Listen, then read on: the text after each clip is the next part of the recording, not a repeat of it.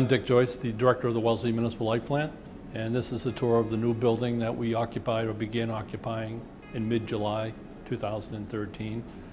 Right now we're standing on the second floor outside of my office, and as you look down you can see the wood stove. We plan on using recycled wood that comes down during tropical storms. As we walk down the hallway, again on the second floor, to the right is the stairs coming up from the customer service rep area. And the first office we're going to come to on the right-hand side is our superintendent, Don Newell's office.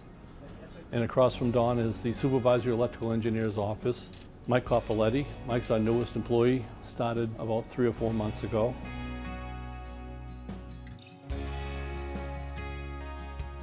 As we go down the hallway on the right-hand side is the office of our customer office manager, Suzanne Newark. Right outside her office is the boardroom.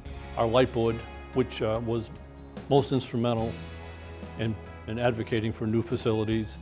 We meet here once a month. Staff uses it 2 or 3 times a day. It would make a good comparison looking at the old building. Office to the left is our accounting supervisor, Joe Bisol. Across from him is the business manager, Deborah Healy's office.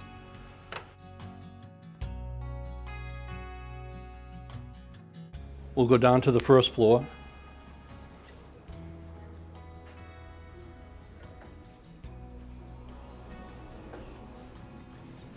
Once we get out the elevator, on the right-hand side is the assistant superintendent's office, Jim Verna. And across from Jimmy's office is we call it our command center. This has all of our circuit maps all tied into GIS, the Geographical Information System.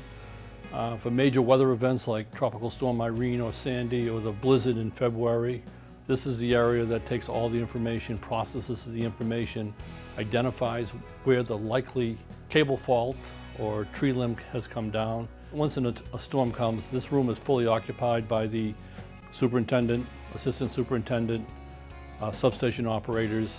We'll come in and we'll process all the information, we'll track the outages, we'll determine what the time is to provide or get the service back on.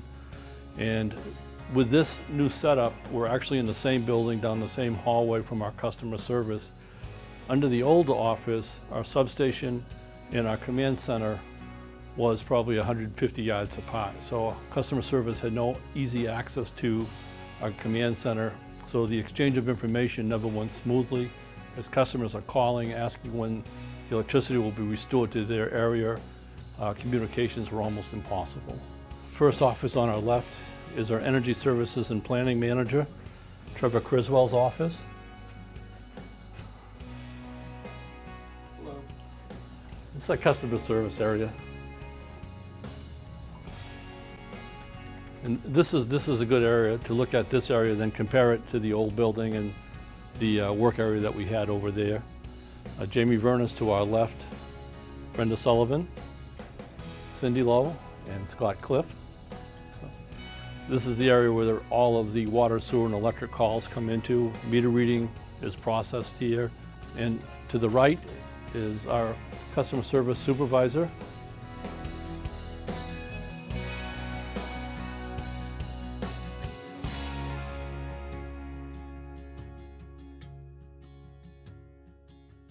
And then if we come down the hallway, we'll walk right into the wood stove that when we began the tour was at the top. And so we'll end right where we began with the entryway into the building and the wood stove that we hope will heat maybe as much as half of this building. This is the hallway going out of the building that was completed and we started occupying in July 2009. Our line supervisor's office is right here, Kevin Bracken. This is the hallway that connects the new building to what we call the old building, the garage and warehouse that we began occupying in August 2009. The first room we're going to come to is the gathering room. This is the room we have all of our employee meetings. This is where the linemen all come in the morning, they get their instructions, and they leave from here and go out and do their work. On the wall is the old garage and warehouse. This is the garage that was torn down in 2007 so we could begin construction of the building that we're in right now, that we occupied in 2009. The administrative office addition that we just left didn't cost Wellesley taxpayers or ratepayers 1 penny. The staff, and we take a tremendous amount of pride in this, has taken on additional work, either doing streetlights in Newton or Acton. We ran into dark fiber arrangements with T-Mobile and Light Tower, and also we've been maintaining the former Fort Devon since April 2004. The profits that we got from those endeavors was enough money to construct the administration building. We walk out of the gathering room, we walk into the garage and warehouse. And again, this was built in 2009. Everything was based on energy efficiency and productivity. When it was designed, we designed it with only 2 garage doors, one for coming in and one going out. What he's doing is he's putting in scrap copper into the dumpster.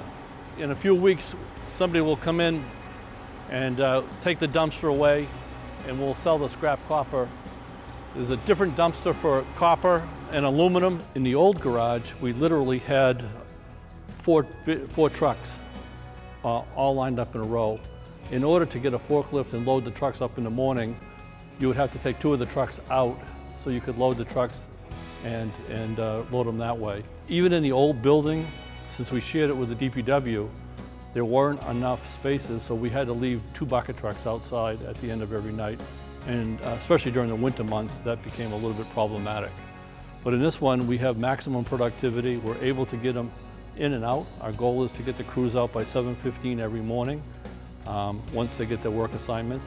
Energy efficiency-wise, in addition to 60 kilowatts of solar panels, up on the top of the roof area, there's thermal storage units. Those are literally bricks inside those units, and it heats this garage to 55 degrees in the winter months. This is our warehouse area. In the old building, we didn't have any room to store the cable, and unfortunately, what we found is a lot of cable was stolen. It's all copper cable. With the new garage, we built enough room so that we can store the cable inside, and haven't had any theft at all of the new cable. On the right is a forklift, and next to that is a cable trailer. And that, like all of our bucket trucks, contains a number of hydraulics. In the old building, because of a lack of space, cable trailer had to be left outside. The municipal light plant salvaged the solar panels from the old high school. We brought them here, we've set them up here, and they actually generate about 3,000 kilowatt hours a year in electricity. And these were just taken from the old high school, reused now. They still work, they're still operational.